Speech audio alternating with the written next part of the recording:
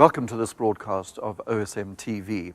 My name is Rodney Trudgeon of Fine Music Radio, and as you may notice, this broadcast is not taking place from the ODEION as usual in Bloemfontein, but we are here in the Artscape Theatre in Cape Town.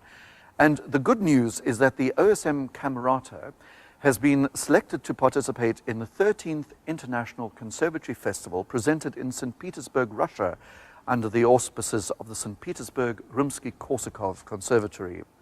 And with me is Marius Coetzee, Information and Development Manager at the ODEION School of Music at Free State University.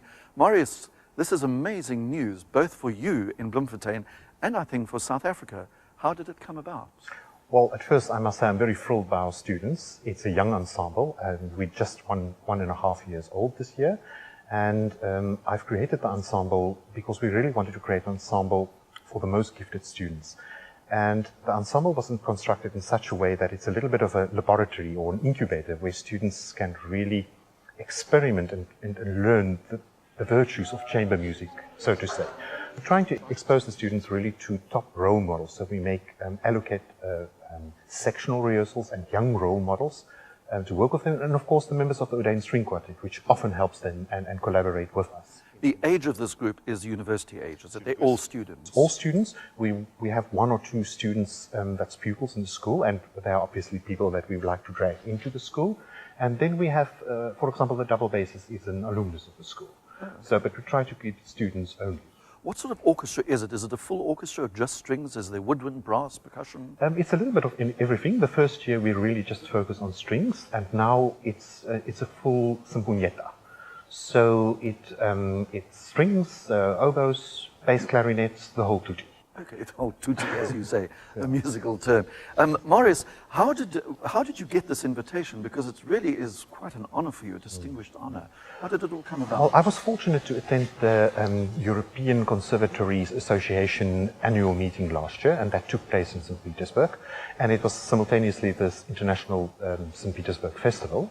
And I had a discussion there with the artistic director, and then she invited us to make a proposal for this festival. And we were fortunate to have the conductor Jan Moritz Onken there earlier this year to train the band for the opening concert. And we did a program of Mozart, the Jupiter Symphony, and then we did a work by Hendrik Hofmeyr, which we specifically commissioned for the band. And then we also did a very interesting collaboration of Schubert songs, which was arranged by Weingartner, and we used two of our soloists. And we sent that in for the audition, and yes, and we've been selected. So we're very Is it international? It's completely international? Yes, they invite actually 10 different schools of music from all over the world. Last year it was Julia Hart School of Music, Eastman School of Music, Sibelius Academy of Helsinki, Sweden, Royal Conservatoire. It's St. Moscow, Tchaikovsky Conservatoire, St. Petersburg, obviously, who open and end and close the festival. So it's a whole bunch of students from all over the world. It's usually smaller ensembles, also individuals do all sorts of chamber music. And then the students are fortunate to have master classes all through the festival. It's approximately 1 week long. And then there's evening concerts in all the different top concert venues of St. Petersburg Philharmonic Hall, the big symphony hall in the St. Petersburg Conservatoire, the Glazunov Hall, which is a smaller Rococo chamber music hall in the huge conservatory building. And then the students have the possibility to have, as I said, master classes all through the day. So it's really an educational perspective and it's as well. Concentrated, isn't it, yes, for them? What an very experience much so. for them.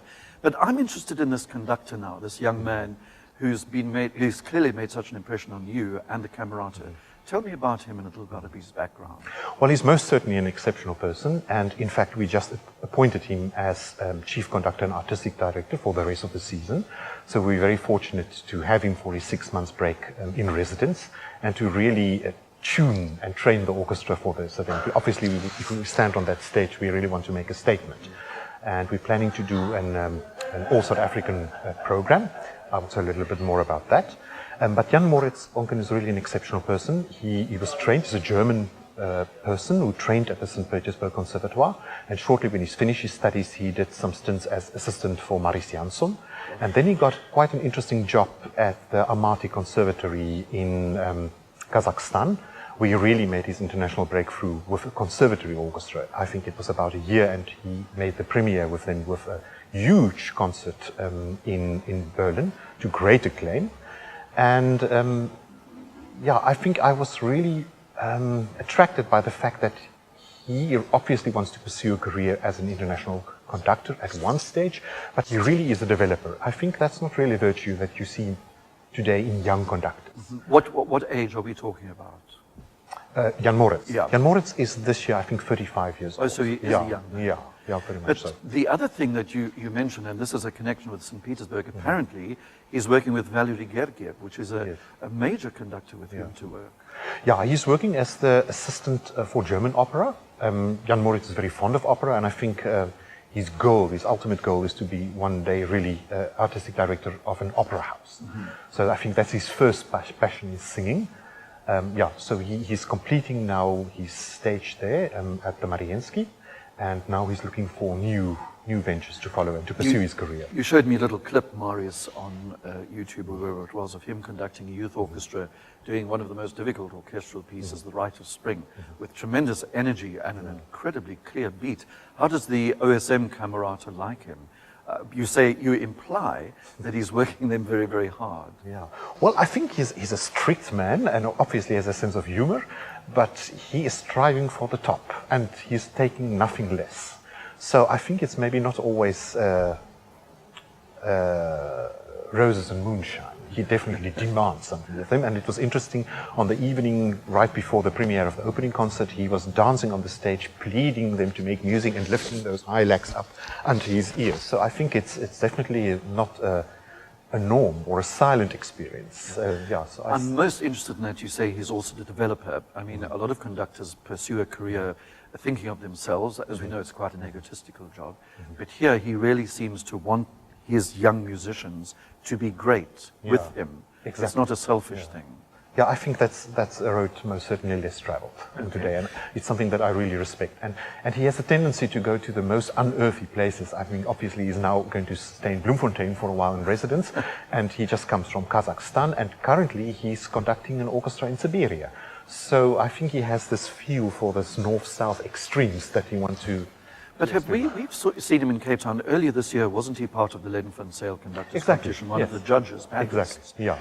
Yes, and going back to St. Petersburg, where you'll be with this famous young man, or this about to be very famous young conductor, what sort of repertoire are you taking over to play to the Russians? Well, we're honored to have a 40-minute recital, which is also rather unique. I think they gave it to us because we're coming so far. And the majority of the repertoire is an all South African program. So we do 2 Hendrik Hofmeyrs. He actually reworked or rearranged one of his choir pieces, Spoorkewals, for us.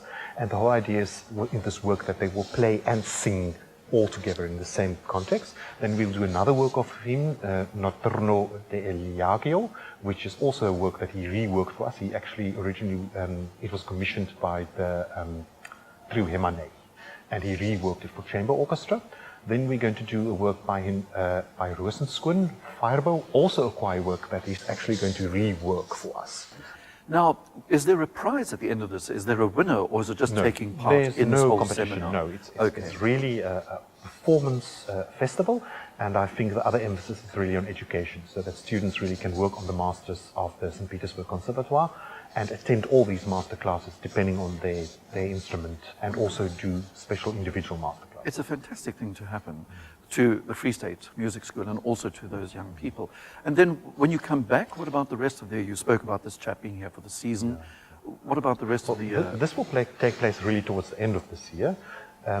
Later this year in July, we will have our second New Music Festival. We started it last year in honor of Stefan Schroevier when he turned 90.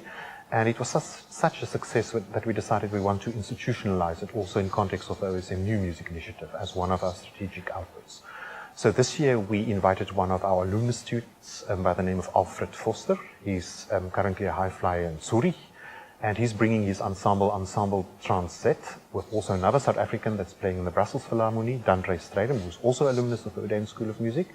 Then he's bringing with him a suite, Carolina Olman, pianist Lucas Heisman from Belgium, and another violinist from Argentina, Juan Maria Joreches.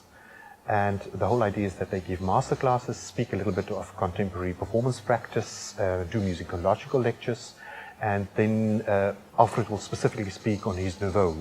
I think his aesthetics is very contemporary, very minimalistic in a way, and they will have a gala concert where they perform the ensemble itself. And then we will have another gala evening on the 20th of July where the School of Music of the Northwich University will be joining us, and hopefully UCT as well, and we will have a gala evening of celebrating the music of our times. Sounds amazing, Marius. So you really are busy up there, aren't you? We're trying our best. And getting a fantastic name, that music school. And this orchestra, once it's been to St. Petersburg, you're going to have a fine body of instrumentalists there. I think our niche is really to educate fine chamber musicians. I think it's really a problem in South Africa. We don't, well, in the world, in the fact, I mean, the emphasis is so much on individual tuition.